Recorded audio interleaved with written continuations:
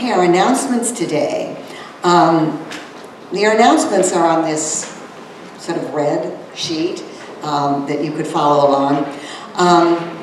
Saturday, this coming Saturday, we're going to be celebrating our beloved Priscilla, who's moved into another room in God's house of eternal life, and I still feel her presence here. She just radiates love and joy, and I miss her hugs. She had the best hugs of all. But anyway, I hope you can come and join us at 1 as we celebrate with her family, and especially with Vernetta, our spiritual leader. This is her cousin, who she spent a lifetime with. So it's a nice way to support her too, I think. All right, Unity 101 classes, they're starting a new book, The Simple Truth by Mary Alice and Richard Jaffola, and that starts next Sunday after church. So be a good time to get in. I love the Jaffolas. When I was in ministerial school, they were the Silent Unity directors. I was so blessed because I love the Quest, that whole Quest book. And anyway, they're wonderful. So that starts next week after church. Mari has her book discussion. They're doing The Seed of the Soul, and that's on Zoom. So if you'd like to take part, never too late. Just her email address is there. You can write her for the Zoom link. Movie night's the 18th. On the 20th, we have the Walk the Talk discussion group. And then, this is a big deal, Elizabeth is going to do this thing after church. The follow-up, the 21-day challenge. So that's in there, so mark your calendars for that. She said, even if you didn't do the challenge, come and hear what everybody else did. And maybe you can start doing it between now and then if you haven't started doing it. How's that? All right. And then this is a big deal on the 27th. We're having a town hall and fundraiser luncheon. So read about that, and we're always doing. You're going to talk about this fundraiser or a different one? This one. She's going to tell you about that. I'll let her do that. And look at the other things in there. So now it's your turn.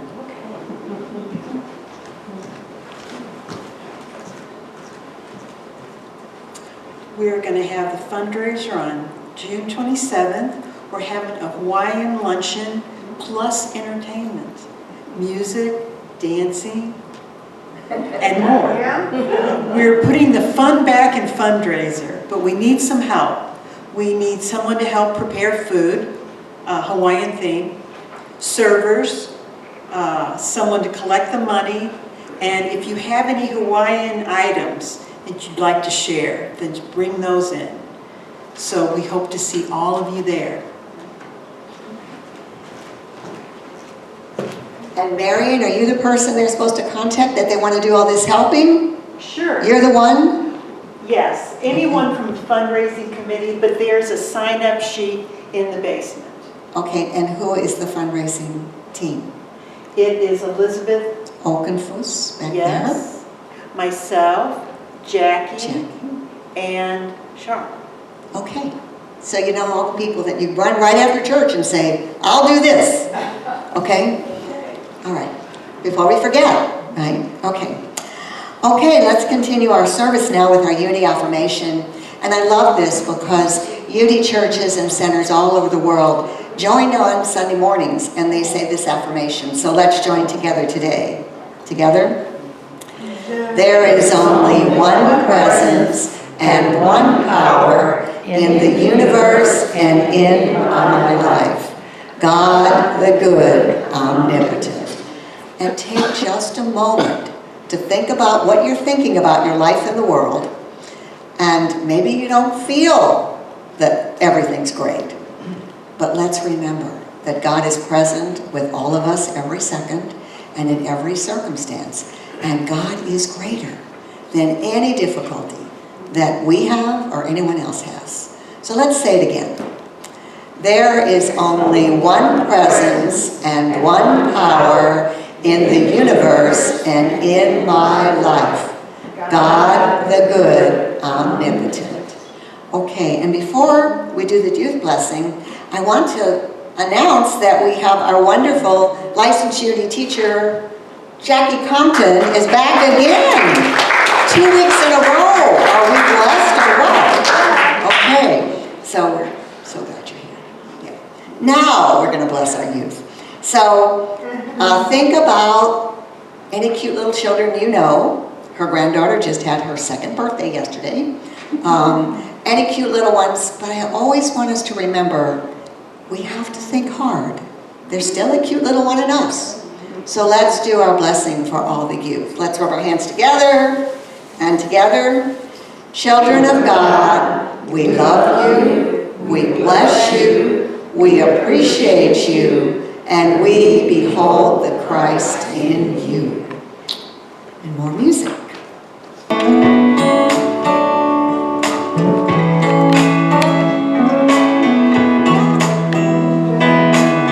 Tell God your secrets, I'll tell mine. Name your mistakes, it's healing time.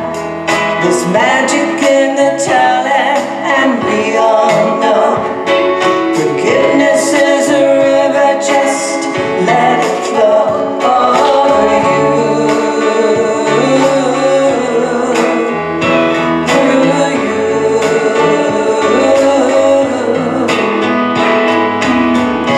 How long will you punish yourself? 30 days, 30 months, or 30 years.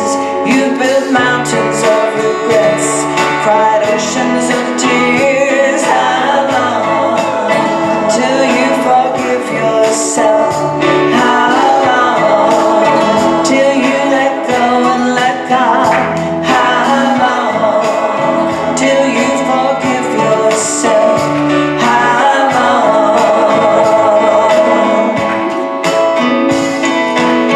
There's no mistakes here, just lessons to learn. Pray for tomorrow, let the past burn. There's magic in the telling, and I'm telling you, the river of forgiveness can flow through you. Let it flow over you.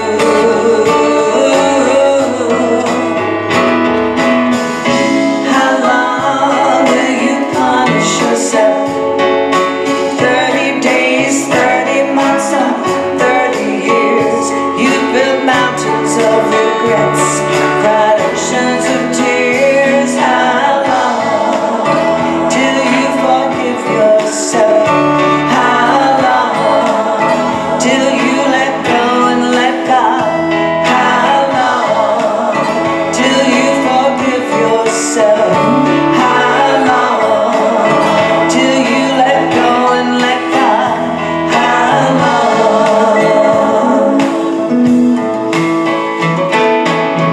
To err is human, to forgive is divine. You built your present and you've done your time. It's time to forgive yourself. It's time to let go and let God. It's time to forgive yourself. It's time to let go and let God. You built mountains of regrets, cried oceans of tears. It's time to forgive yourself. It's time. It's time.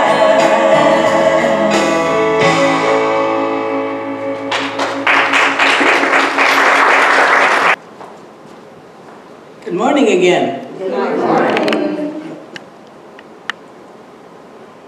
One day in the Old West, an old woman walked into town and hitched her mule to a hitching post. As she stood there in front of the saloon, dusting off the dirt and dust from her hat and her clothes, a young gunslinger stepped out of the saloon with a gun in one hand and a bottle of whiskey in the other. And the young gunslinger looked at the old woman and he laughed and he said, "Hey, old woman, have you ever danced?" Well, the old woman looked up thoughtfully, and she said, "No, I never did dance. Never really wanted to." Well, now this was a small town, so a crowd began to gather because they knew this guy. They were looking for a little excitement. So, the young gunslinger said, "You're gonna dance now." And he pulled out his gun, well, he had his gun in his hand, and he started shooting at the old woman's legs, feet and legs. And of course, she didn't want to get her toes shot off, so she started hopping up and down, and the crowd started laughing. Now, all the men who were in the saloon heard the gunshots going off, all 6 of them went off, and the laughter, and they ran to the window to see what was going on. And as they looked, they saw the gunslinger put his empty gun into his holster and turn around slowly, still laughing, and starting to walk back into the saloon. Well, they also saw the old woman step to her mule, pull out a double-barreled shotgun, and cock both hammers. Well, it got really quiet then. Now the young gunslinger, he heard the noises too, right? So he slowly turned around, and he looked at the old woman. Her eyes were steely. She wasn't smiling, and she held that shotgun with a sure hand. It did not quiver in the least. And he looked at those 2 barrels that were pointed straight at his chest. And the silence was deafening until the old woman said, "Son, have you ever kissed a mule's ass?"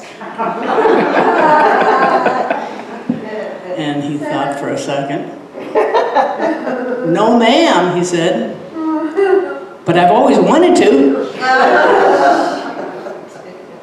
Now there are 5 lessons that the old woman wanted to teach the young gunslinger so he could live till his next birthday. Number 1, don't be a bully. Number 2, don't waste ammunition. Number 3, whiskey makes you think you're smarter than you are. Number 4, always make sure you know who has the power. And 5, don't mess with old women. They didn't get old by being stupid. Now, I love that story, and for a year now, I've been trying to figure out how to weave it into a Sunday lesson. So today, I'm going to give it my best shot, pardon the pun. Now, I want to tell you about another older woman named Reverend Edwene Gaines. Now, Edwene Gaines is a Unity minister, and she's been a minister almost nearly 50 years. She is as wise as the old prospector woman. Edwene is a wonderful person, quiet, intuitive, wise, has a sharp sense of humor. And she teaches Unity truth to people around the world, actually.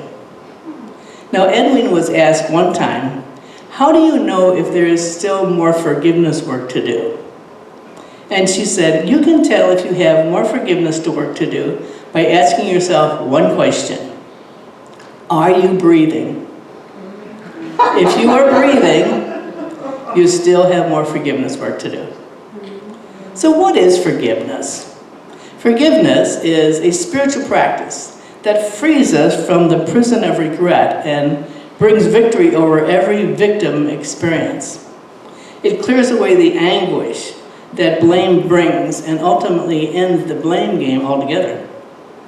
It removes the filters of judgment that block us from being able to see the present moment's goodness and the possibilities, the unlimited possibilities, great, from the Daily Word, within ourselves and within the world. Forgiveness heals a broken heart and restores it to unconditional love and acceptance.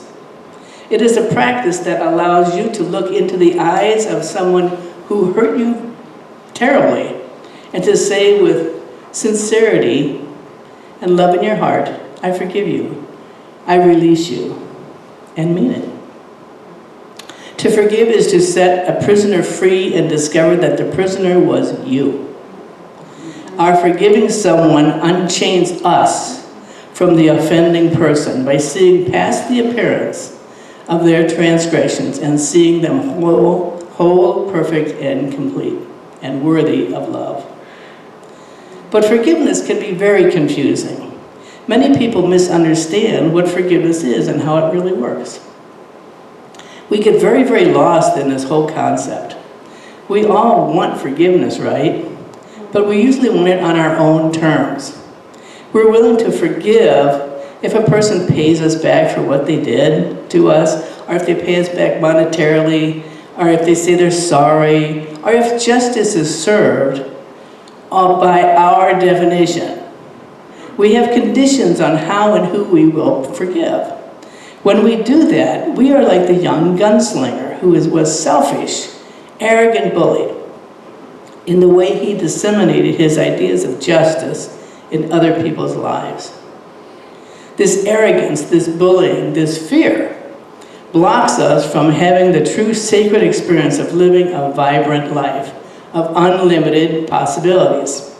We want the freedom in our mind and our hearts, that precious freedom that comes from having peace of mind, that comes from the God within us, that guides us to act in a loving and forgiving manner. But like the young gunslinger who wasted his ammunition, we waste our energy trying to be in control, trying to get others to live their lives on our terms, or are resisting others who are trying to control us. We cannot harbor a resentment against a neighbor and have a sublime experience of God. It doesn't work like that. We cannot have both at the same time. We cannot be hateful and loving at the same time. So we've got to really be willing to do some pretty deep work here, because we need to look at life from a different perspective. A big reason that we find it hard to forgive is because we were raised to be self-sufficient and in control. From early age, we were taught to be strong, competitive, and our own person. Believing that we cannot trust others and that we must do everything ourselves is damaging to us and blocks us from the gifts of love that come through community and forgiveness. We were not made to be self-sufficient, but our ego has a huge need to be right. We get great satisfaction from saying the words, "I'm right. I know I'm right? But you think you're right." And it really stinks when the other person thinks they're right, because you both can't be right at the same time, and you know you're right? And of course they're wrong. You can insist on being right, but you won't get anything else. You won't get connection, you won't get freedom, you won't get growth, you won't get love, and you won't get a solution. You won't get anything that is good and true and eternal. So if you insist on being right, you can be right, but you won't find peace of mind. Our ego does not put us on the path to peace of mind. It makes us unbalanced and jaded in our view of things. The young gunslinger's whiskey is like our egos. Our egos make us feel smart and right, like the gunslinger's whiskey made him feel smart and right. I think the other reason we don't really have the full experience of forgiveness is because we don't understand who we really are. In the Jesus Channel book, Understanding Your Soul, Jesus channeled this, and it's kind of a long quote, so I apologize for that. Quote, "We are all individual souls on our own path of learning here on earth. When you understand that you walk your own unique path, surrounded by love, you can only love and support others on theirs. You will realize those who have injured you are also on a path far different from you perhaps, but one that you need to acknowledge and you need to accept. One that you need to know is their path. You cannot know why they are on their path. You know not what they were meant to accomplish in that life. You know only what you are meant to accomplish, and you are meant to accomplish love." So, forgiveness becomes a little bit easier when you realize it is not about you. This is still Jesus talking. It is about them. That is their path. The people whom you are to interact with will not always be good. When you intersect with that person, it may have an outcome that you would deem to be unpleasant at that moment, unquote. Our little physical selves cannot forgive in the same sense that spirit can. But we can prepare our hearts to forgive by wanting the best for ourselves and others. It is the Christ within us, our divine self, that wants redemption, that wants connection, which wants wholeness for ourselves and others. When we raise our consciousness so that we can heed the call of our inner Christ, we will ask for God's help. And our asking activates the spiritual law of love within us, which forgives and heals. Jesus Christ said in Matthew 11:24, "Therefore I tell you, whatever you ask for in prayer, believe that you have received it, and it will be yours." Now, according to Jesus, our part is to ask and believe that we will receive. During prayer, we must turn away from the materialistic, egoic blabberings in our head and focus on our spiritual nature. Prayer is a time when the mind and the heart are open and awaiting inspiration. During prayer, we become aware of our connection with God because we have focused on our divine self. We have raised our energy from low vibration self-centeredness to a higher vibration of love and community. Now our asking and believing carry power and weight for good to come into our universe. So, regarding forgiveness, we must stop using our energy ineffectively. We don't sit back and wait for the offending person to change before we forgive them, but we change our attitude, our energy. We are the ones who are responsible for changing our energy and our vibration to eliminate our misery. God can't do that for us. When we worry, fret, are anxious, angry, and bitter, all those emotions take a lot of our energy. We use up our ammunition like the gunslinger did, trying to get our way. To receive redemption, we must walk in love. We must believe in love. We must act in love. That's our part. How do we begin to raise our vibration so that we can walk in love? We raise our vibration by loving ourselves. Love yourself first. Love yourself foremost. Acknowledge the fact that you worry, judge, get anxious, angry, jealous, bitter, or revengeful. Do not condemn yourself for having those feelings, for you are worthy only of love. I'm going to say that again. You are worthy only of love. Let's say that together in the first person. Together. I am worthy only of love. Thank you. There is no such thing as condemnation in God's world. Just love yourself and allow yourself to release these emotions. All you can do is walk your own path and love others while they walk on their path. Remember, you are a soul who is trying to expand your energy, and the way to do that is through love. That is your only purpose on this earth. We must do one more thing. We must stop telling ourselves and others the story of how we were hurt. Don't repeat that story. Our ego wants us to repeat the story. Repeating the story makes the mind and the emotional body return to when the painful event happened. It happened in the past.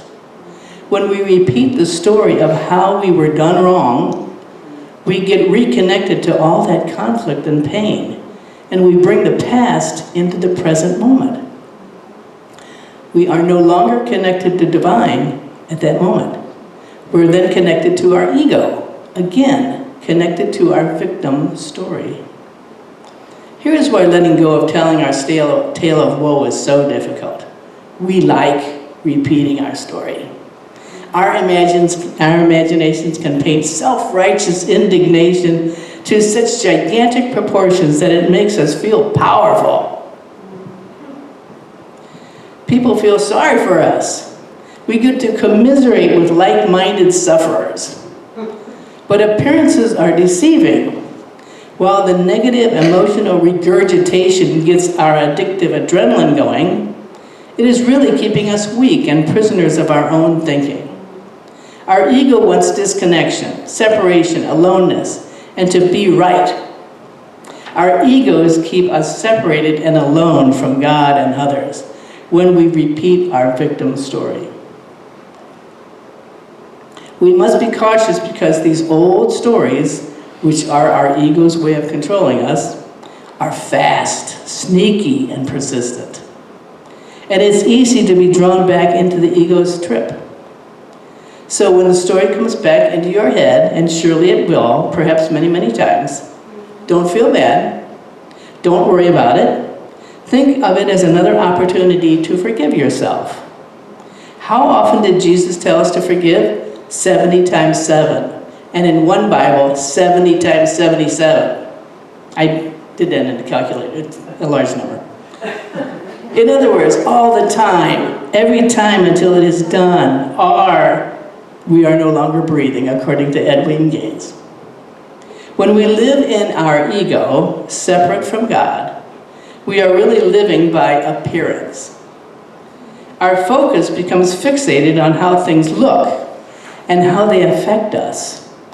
The young gunslinger was looking at the old woman's appearance when he decided to mess with her. He probably thought, she's old and stupid. I'm going to have some fun. Now, the young gunslinger bombastically wielding his gun and bullets at an old woman made him feel powerful. But he didn't realize that it was the old woman who had the power. The old woman prospector's quietness and calmness was her strength and power. When we realize that our power comes when we become quiet and rest in God's benevolent sanctum that lives in our heart, then we want to use forgiveness to glorify God's love. And we are the ones whom God blesses with peace, love, and joy. Living with and in God means we look past appearances. There are many wise women in the unity movement, and men and children too, because unity has taught us to become prospectors of our own souls, searching for the gold that is hidden within our own hearts and within the hearts of others. We in unity are like the old prospector woman. We are learning to mine our own gold, the spiritual gold within ourselves. All the negative talk and behavior that we and others spill out into the atmosphere covers over all the shining gold of Christ's light within ourselves. When we don't know that we have spiritual gold within us, we can't see it in anyone else either. Our lower self, our ego, is arrogant, insisting on being right, and harboring resentment and pettiness deep down within us. It causes us to wallow in vehement feelings that hurt us and others. We seek relief through materialism and status, thinking we need all the physical gold so we can be somebody and feel powerful. But that is our ego making us think we are strong, when our ego is really making us weak. The hole within us that we are always trying to fill by judging and bullying others never gets filled without forgiveness. Forgiveness is the shovel that we can use to fill that bottomless hole, that insatiable craving and need within ourselves. As we dig frantically to find peace of mind, we realize that materialism and things will not bring us peace. The peace we seek is the elusive, precious jewel, and it is hidden in a secret place. It is hidden within us. When we realize that our Christ self is that priceless gem that we have been seeking, we then ask how to bring it forth from deep within us. As we discover our priceless gift from our own inner world, we see our value and share our golden spirit with the world through forgiveness and other loving actions. We then are wise, like the old prospector woman, and we carry the quiet, powerful weapon of truth, love, and forgiveness in our hearts. Unity shines brightly because it teaches us how to mine our own spiritual gold. Mining our gold brings not just peace of mind, but it brings healing, abundance, health, friendships, satisfying relationships, success, purpose, guidance, love, joy, and peace to us. That's a lot we give. Forgiveness and love bring all of that to us when we become open and ask. Sarah, could you hit the next slide, please? The old prospector woman tried to teach the young gunslinger some valuable life lessons. Perhaps we can learn from the young gunslinger's mistakes. There's a little cheat sheet. It's a blue thing that was in your bulletin. And it's the same information that's on the screen here. There are vast differences between living in unforgiveness, which is ego, fear, centeredness, and living in forgiveness, which is God, love, centeredness. Number one rule from the old prospector woman: don't be a bully. Needing to be right makes us arrogant bullies to ourselves and others. It makes us intolerant and unforgiving. Being unable to tolerate others will not bring us peace of mind. Unforgiveness makes us miserable, while being kind makes us joyful. Number two, don't waste ammunition. We entertain ourselves and others with our negative stories, and that negativity wastes our precious energy. Sending out hateful thoughts wounds us, while shooting out loving thoughts heals us. Be focused. Build positive energy through thought, prayer, and action. Number three, whiskey makes us think we are smarter than we are. The gunslinger was seduced into thinking whiskey made him wise. Things on the outside of us, in the physical world, like materialism, possessions, competition, and human satisfactions, do not make us smart. We end up in a rabbit hole chasing an illusion. Open-mindedness and self-reflection makes us smart. Focusing on materialism curses us, while focusing on spirituality blesses us. Number four, know who has the power. Our ego is loud and demanding, and it weakens our heart. Your true power comes from surrendering to the quiet place within you, not from loudly wielding emotional and physical grandiosity. When we believe our ego, we are weak. Believing God makes us powerful. In grace and forgiveness is where our power lies. Number five, don't mess with old women. When we judge by appearances like the gunslinger did with the old woman, we cheat ourselves of a beautiful experience of learning. Every person, animal, plant, every living thing has a wisdom. Be open to hear the wisdom from every living being. Wisdom is like the song of night. You have to really be still to hear it whispering to you. Judging by appearance leaves us sealed off, wanting for connection, insatiable and hungry for the truth, while finding and judging by the truth leaves us satisfied. We are never finished with forgiveness. If we are still breathing, we still need to keep forgiving. Let us look for the little ways that we can forgive. And let us forgive freely. Forgiveness is our bridge to our own freedom. It is appropriate that the 4th of July was this week. Forgiveness is God's gift of freedom to us. Forgiveness makes us free. Let's say that together. Forgiveness makes me free.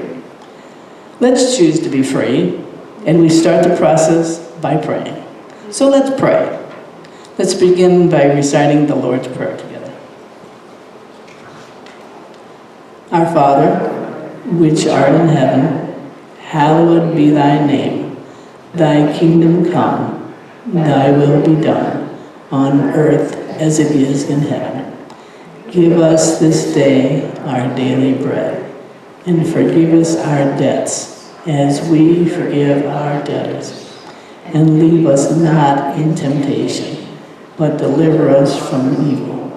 For thine is the kingdom, and the power, and the glory, forever. Amen.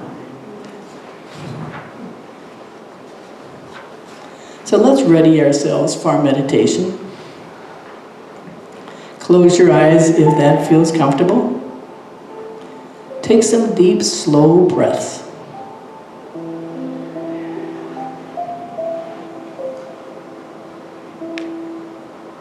Allow your mind to relax and become willing to open your heart. In this receptive place, take these words into yourself as your own. God is the perfect life within my mind, my heart, and my being. God and I are one.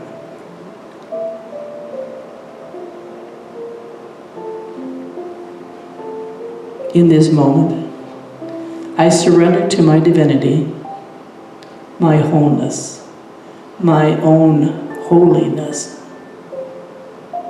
I let go and I let God be God in my life. And in this open, receptive place, I claim forgiveness as my bridge to freedom. Gracious, wonderful Spirit, thank you for walking me across that bridge. I see myself on my own path, and I see others on their path, all of us walking in love and divine order. I forgive myself. I forgive those who have hurt me. I forgive the situation. I forgive everything.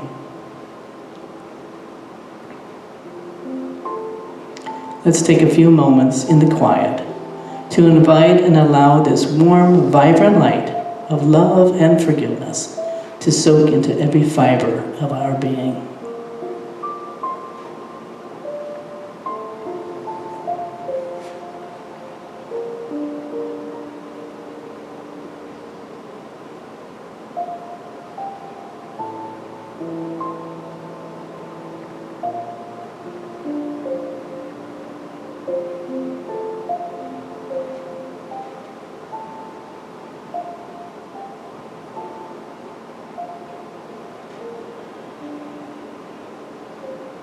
I thank you, sweet Spirit, for awakening within us a deeper understanding of forgiveness. And for this, we are very grateful. Thank you. And so it is. Amen. Bring it on. Everything new. Everything different. Everything true. I am ready for my next thing to do. Oh, I know it's gonna be everything new. I'm through crying. I'm through waiting. I'm through hoping against all hope. I'm through longing for something gone that'll never return. Think I finally learned to breathe.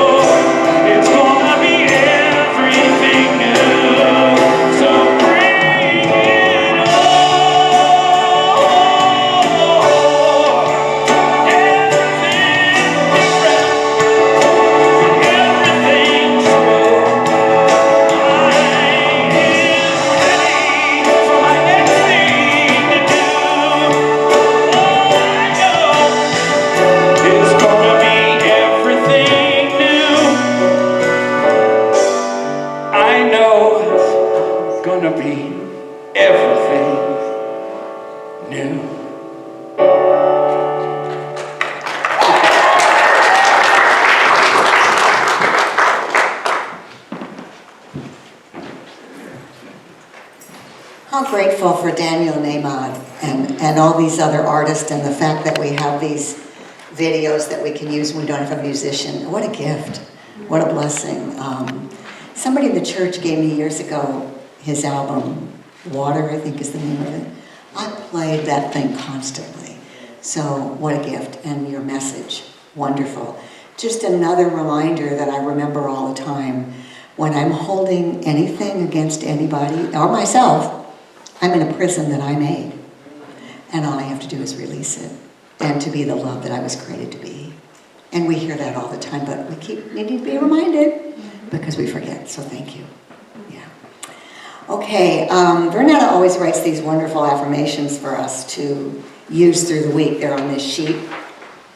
And if you'll look at your sheet, it says, affirm these affirmations daily during the week for yourself and for our community. And we start with, understanding lights my path, divine will moves my feet. So thinking about yourself, let's say that for ourselves. Understanding lights my path, divine will moves my feet. And now think about somebody that you know this truth for. You know it for them. They may not know it, but you see them as they were created. And let's affirm it for someone else. Together. Understanding lights your path, divine will moves your feet. And then let's know it for everybody. Together. Understanding lights our path, divine will moves our feet. We have all these wonderful things we can keep through the week, but I don't always do that, do you? But if we do it, we're given so many things to support us. Okay, now is the time when you get to share your financial gifts with this ministry. So I invite you to take the gift you brought to share and join me in our blessing for prosperity. Together, divine love through me blesses and multiplies all that I have, all that I give, and all that I receive. And during this time while the ushers are collecting the offering, does anybody know, do we have refreshments today? No. We often have coffee though, but we have fellowship. But often, what? There's something downstairs. Oh, there's donuts or something downstairs. Okay, good. So there's something to eat. And so we can fellowship here, and let's everybody be sure to give a warm welcome to our guest, Peggy Sue. We're so glad you're here. Yes. Yeah. And we're glad everybody's here. You know, we really co-create this whole thing. Without each of you here, it wouldn't be what it is. So thank you for making this beautiful mosaic and this gift for me by all of you. Okay. Now let's do our blessing, give another blessing after the offering. Together, in a consciousness of divine love, we receive as we give abundantly, magnifying these gifts and pouring them out in service, we celebrate prosperity. And so it is. Amen. Okay, now is one of my favorite things. We gather around outside there, and we come with our prayer requests. This is what we call our healing prayer circle. So come